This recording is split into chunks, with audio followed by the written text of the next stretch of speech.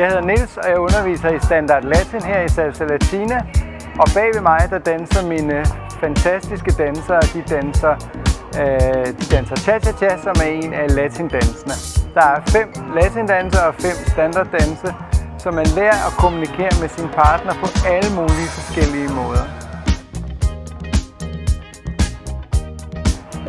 De fleste, der starter her, de er godt oppe i alderen, men det er ikke noget problem, fordi alle kan lære at danse.